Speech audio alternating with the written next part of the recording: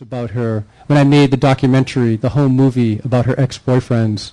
I wanted to ask him one of the questions I'd asked each of them. How did you find out she died? Grandpa wore a suit for the interview, sat upright behind his desk, but seconds into it he began crying.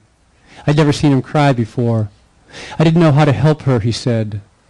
10 years later, 10 more years of not uttering her name, and I've been sitting with him when I can, since he broke his hip. Sometimes he talks to me about the universe, sometimes about his fever dreams, and sometimes I transcribe what he says in a small notebook. Both of us know that this bed is his deathbed. He will die 2 days after Lulu's born. He will never hold her. The Irish girl and I are with him now. He opens his eyes, tells us his dream. I was walking down a mountain road, and a man approached me in a carriage drawn by 4 horses. The carriage stopped beside me, opened the door, but I said I'd rather walk. He smiled, then closed his eyes. The Irish girl winks at me, leans over him, asks again what she can do for him. He opens his eyes, takes a pigtail in each of his hands. Giddy up, he says.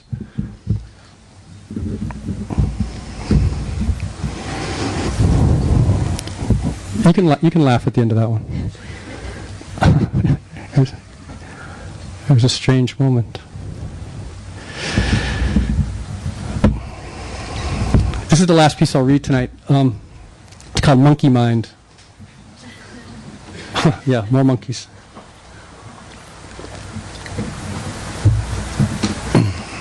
Monkey Mind. Some Buddhists believe that as you wander the bardo, that realm between living and dying, you will encounter the physical manifestations of that which terrifies you. Over and over, they will appear before you. This is your karmic debt, and only those who are enlightened will walk unafraid. Some believe that enlightenment often comes at the moment of death, just as it can often come at the moment of birth. Most of us, though, spend our given time, our handful of hours, our teaspoonful of years, hovering between these two poles, muddying the water. Monkey mind, some call it, samsara.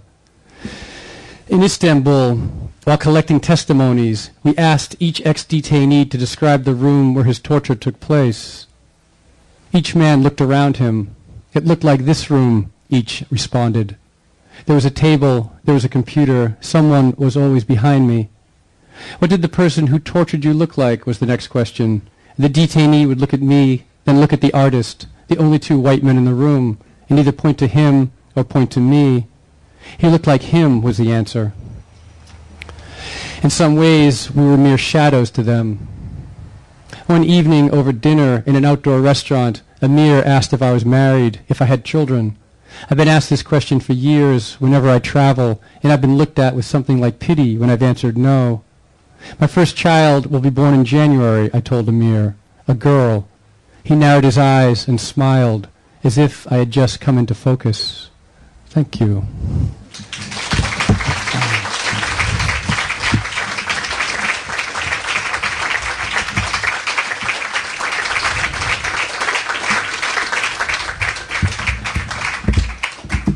I guess we have a little time for questions. If anyone has any, I would be happy. I guess there's a mic or something that goes around. Yeah. It's all very official. You'll be on Strand TV, which I guess is has very high ratings. Where do you see Strand TV? Is this on the web? It's on the web? Yep. Ah, it's a web thing. Yes. Okay. Yes. Hey, okay, so your book strikes me as being really candid and honest, and I was wondering, in light of that, why you chose to change the names of the people. I mean, I understand you might want to protect the identity of some people, but, you know, your Inez is not Inez. Inez is not Inez, that's true. So I was just wondering if you could talk about that a little. Yeah, changing the name of my my wife and daughter was really just for my own psyche. In the writing of the book, when I first started writing them, I used their real names, and I couldn't do it. And so I had to come up with these pseudonyms in order to do it. And I don't know exactly why. I just know I couldn't do it. I'm sure that's not a very full answer. But when I gave them pseudonyms, I was able to write. And one of the things is, maybe it's because you're only creating characters anyway. Even when you're writing a memoir, you're not writing about real people. And I think it was a little too weird to spend 4 hours writing and then to go home to them. And so there was some sort of distance there. And there's already a distance built into just any creative act. And so it just sort of made it a little more dealable. And as for like Amir, I mean, you understand why Amir has a pseudonym, yeah. And some people I gave real names to. I mean, I gave them, their real names. For no, because I guess I could write about them. Yeah. Another question, comment, anything? Yeah, we have one over here, yeah? She's got a little mic there, I guess. Otherwise, it won't make it on Strand TV. I'll just keep it on the same topic. Just curious, when you write about your wife, is there anything in there that you say, like, I didn't really mean that, or that wasn't really about you, or that was a little exaggerated, or I didn't really feel that way? I mean, is there anything where... Does that ever come up? I've had to go back and like... Or where she goes, what did you... I mean, why were you... That's not the way it happened. I mean, does she get... Well, I didn't show it to her until it was kind of ready to go out. And so I think I wrestled with that myself, like, for the years of writing it. Like, is this really... what is the intention of writing this? Is this, close to an accurate representation of things? But also, primarily the brutal fact of writing a memoir is that you sometimes use people to move the story along. Like, it's like I could write a book of utter devotion and praise to her, but that's a different book, and that's like not what that wasn't the driving force behind this book. This book is about an examination, in some ways, of darker impulses and struggles, leading to moments of sort of light. One could write a book purely filled with light, and she understands that. You'd have to ask her. I mean, like you'd have to ask her. Like, I think she's fine. I think, but you should have coffee with her and ask her, and maybe she'd have a different story. I don't know. Some of her friends are here. You could ask them. So far with me, everything's cool.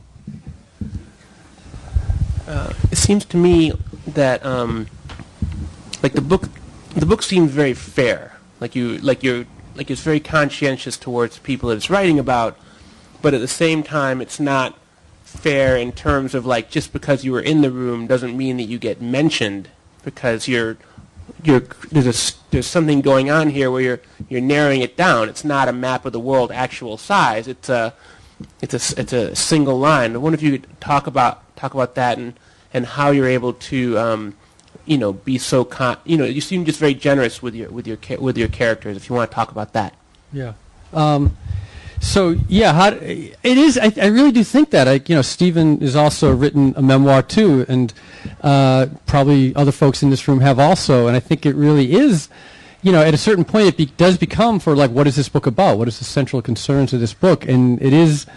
Yeah, it isn't like everyone who is in the room doesn't appear in the book. It's just because they weren't essential to the story moving forward, to creating some sort of tension within the story. And they would only be left out. I wouldn't invent any characters, but they would be left out only if it was sort of clear that there was like, okay, we understand, we have what we have from this scene, enough to keep people moving ahead. If it was more crowded, it would be confused in a way that wasn't helpful.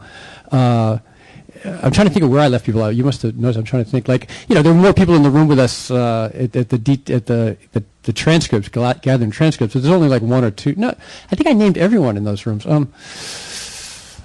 But I probably did leave people out, I'm sure. But generosity toward people, I think a lot of it was like, I had read quite a few books which are quite good about Abu Ghraib.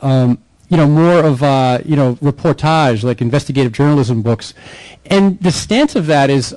It's sort of this dispassionate stance where, and if you do that with something about like Abu Ghraib, you end up really unintentionally. And I think these books are really great and really important, but falling into a us and them dichotomy. Like, how could they have done this? How could these soldiers have done this? And I was more interested in like more of like sort of examining darker impulses in my life, because it doesn't surprise me how these people did this at all. That wasn't surprising. It wasn't surprising that we tortured. It wasn't surprising that that Cheney authorized it. That was not surprising at all. What was surprising was that the American public, by and large, like by 78% or something at a Time poll, like sort of after Abu Ghraib, about a